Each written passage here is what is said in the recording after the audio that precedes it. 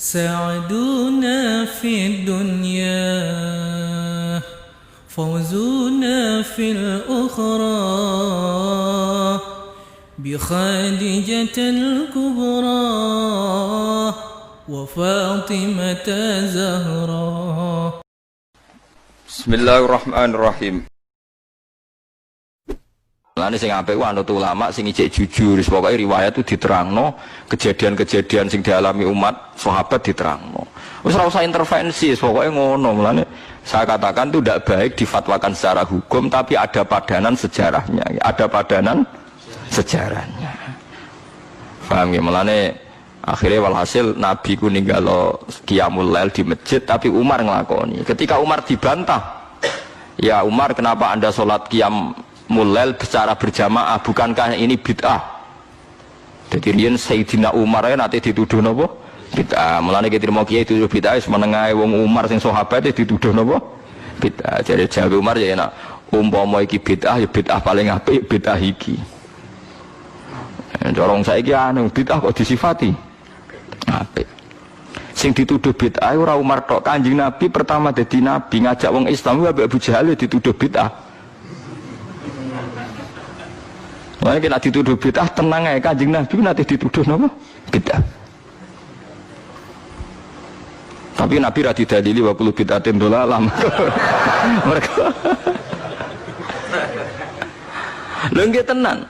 Sampeyan apal Quran niku wonten ayat ma ya'tihim min dzikrim mir rabbihim muhdas. Muhdas itu maknane napa? Sing dianyarno. Mulane Kanjeng Nabi ketika dituduh bid'ah terus ngendikane kul ma kuntu bid'am minar rusul. Aku iku ora bid'ah. Dadi Nabi tau dituduh bid'ah sampai diwahyani Allah, "Qul ya Muhammad ma kuntu bid'am minar rusul." Aku iku ora bid'ah. Mergo sing darani bid'ah iku barang anyar. Barang anyar sing ora ana kembarane disebut bid'ah. Lah Nabi dadi nabi ora ana kembarane disebut bid'ah. Umar gawe traweh ora ana kembarane disebut bid'ah. Terus saiki wong rame-rame anggere gak ana persis nabi disebut iku sak goblok-goblokan niku sak akal-akalan. Bid'ah ngeten sampeyan tak terangno. Bukan karena saya orang pesantren mboten. Saya itu lebih hafal banyak hadis timbang sing sithik-sithik nuduh bid'ah. Bid'ah itu begini loh. Bid'ah itu yang mesti dolal, yang mesti sesat. Itu mastadomat syariah yang berhadap-hadapan dengan apa? Syariat. Tapi jika bid'ah itu menguatkan syariat, maka tidak musuhnya syariat, tapi bagian dari syariat. Jadi bid'ah yang dolala itu yang istodam itu berhadap-hadapan. Mulane diarani Saddam Hussein, Saddam Hussein bapaknya jenenge itu Saddam. Saddam maknane tukang nyeruduk. Lha iku bapake kasil ketika anake dadi Saddam Hussein itu tukang napa? Nyeruduk. Wong Arab nak darani tukaran Saddam. Istidam maknane apa? Benturan sing keras napa?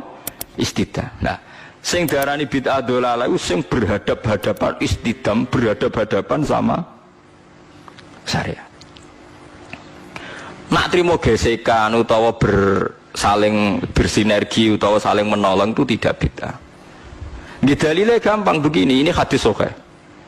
Kula boten bela NU, ora bela Muhammadiyah, ora bela siapa-siapa, ini cerita ilmu mawon, cerita ilmu. Tidak ada yang saya bela. Sahabat itu nanti, ini hadis sahih. Ada sahabat setelah i'tidal. Nggih setelah napa? I'tidal. Sampe nak i'tidal ngafatno napa? Misalnya Rabbana walakal hamdu terus milu samawati wal ardi. Ya milu ya bid'ah, Nabi macane mil'a. Kabeh riwayat tuh Nabi macane mil'a. Mulane kalau ada anak jenenge mil'a tasbihah mergo Nabi macane Rabbana lakal hamdu. Hakadha fi jami' riwayat bi fathil hamzah. Terus dari Imam Nawawi wa jaza raf'ul hamzah ala annaha sifatun. Lah kebetulan kiai Indonesia ku nahune iku seneng sing gampang dadi Rabbana lakal hamdu milu samawati mergo dadi naat ku nertibe luweh gampang, tapi riwayatnya mil'a. Berarti nak riwayatnya mil'a atau mil'u kita ya repot. Itu yang konsensus, yang normal. Tapi ada sahabat bacanya ada begitu, banter pisan. Rungokno tenan nggih. Alhamdulillahi hamdan katsiran thayyiban mubarakan fi. Setelah sholat selesai Nabi itu aqbala biwajhi, Nabi balik kanan terus tanya, "Ayyukum ya yaqulu hadil kalimah." Siapa tadi yang ngelafatkan kalimat itu? Buat itu sahabat diam semua karena sadar ini kalimat kalimat masalah, ini enggak ajarannya Nabi. Kalimat kreatif. Wah, enggak, diam semua sahabat. Pas diam semua terus takut sekali, terutama yang melafatkan takut sekali. Terus Nabi akhirnya dawuh, enggak kok enggak ada masalah. Saya tadi itu kaget saja, ada 12 malaikat yaktadirunaha ayyuhum yaqudu awal. Saya tadi kaget saja ada 12 malaikat yang rebutan kesusu nyatet di sing paling dhisik nyatet. Mergo begitu indahnya kalimat itu. Wah, akhirnya sahabat anada ya Rasulullah. Nggak, artinya kan ada kalimat kreatif yang nggak diajarkan Nabi dan dibenarkan Nabi. Paham ya? Kalau balik ini, ada kalimat yang nggak diajarkan Nabi, bahkan Nabi kaget karena merasa itu udah diajarkan, tapi dibenarkan Nabi. Mulane kula yakin umpama Rasulullah pirsa kula ngaji terus sampean do gawa kitab, gawa pulpen ya seneng mawon. Ora iso dibid'ahno. Nabi ora iso nulis berarti gawa pulpen bid'ah. Oh, Nabi ora tau gawa jalalain. Nah, Nabi gawa jalalain berarti Imam Suyuti sedurunge Kanjeng Nabi ya, malah masalah kan. Apa meneh gawa Samsung malah ora tau. Mosok Nabi Androidan kan enggak karep.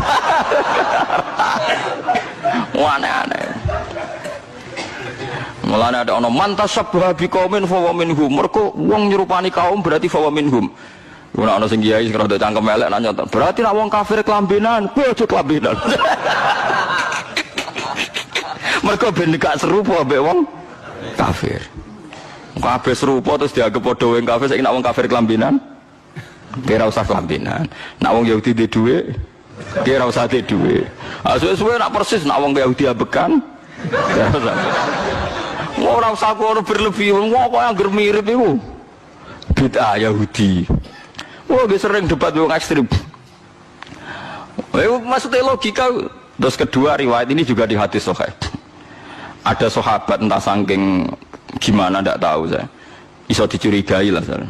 Pokoke mati urip nak ngimami kulhu rakaat ula ya kulhu, rakaat saniyah ya kulhu. Sampai Syariah satu kontingen yang dipimpin sahabat itu bosen. Mergo tiap salat itu kulhu. Notabene kulhu kan ibu rakaat ula tok tasaniyah tok iku ula ya kulhu, saniyah kulhu. Ya mati urip kulhu. Berhari-hari padahal dia itu imam Masjid Kuba. Akhirnya sahabat-sahabat yang ngerok Quran itu komplain, ya Rasulullah, ini orang itu setiap sholat kok baca nopo kulhu. Itu gimana ya Rasulullah? Ternyata terus saluhu, kata Nabi ini di hadis sahih, saluhu, coba dia tanya, dihadirkan ke Rasulullah, kenapa kamu kalau sholat kok selalu pakai kulhu? Jawab pemuda tadi, li'anha sifatur rahman, karena dalam kulhu itu hanya ada sifatnya Allah, tidak ada kepentingan kulo, kepentingan sinten-sinten, li'anha sifatullah fa uhibbu an aqra'ahu, makanya saya senang membaca kulhu. Terus kata Nabi, akhbirhu fa innahu yuhibbu, kasih tahu dia Allah itu mencintai dia. Itu kan bagus sekali itu, gak usah tabarok kulhu. Nggak, artinya itu kan tidak diajarkan Nabi kan, selalu kulhu itu tidak ajarannya, dan tidak pernah Nabi itu selalu kulhu. Tapi ada orang kreatif selalu kulhu juga sama Nabi dibenarkan. Ya nggak bisa kan kamu pakai definisi bid'ah itu yang selalu pernah dilakukan Nabi itu tidak bid'ah sunnah, kalau nggak pernah dilakukan Nabi bid'ah. Nggak bisa seperti itu. Apalagi kalau kamu ngaji usul fikih, oh malah ketoro nak sing sidik-sidik nuduh bid'ah itu malah salah. Usul fikih malah nama-nama ini hadis itu diganti. Misalnya ngaten niki sing persis teke hadis kula niku apal. Ittaqun nar walau bisyikki tamratin. Ketika Nabi cerita praharan rokok, neraka iku repote ra karuan. Fattaqun nar walau bisyikki tamratin. Neraka iku iso mbok wedeni, iso mbok lawan senajan to kelawan sak sigare kurma. Sikun niku sigar ayo, tamrin kurma. Mbok kamus paling goblok maknane tamrin niku kurma. Saiki ki ada sedekah ambek beras. Apa ana hadise Nabi walau bisyikki aruzin. Tapi ulama usul fikih nafsiri bisyikki tamroten bikutin, pokoknya kut makanan yang jadi pokok di daerah situ kok mbok sedekahno iku termasuk tolak neraka.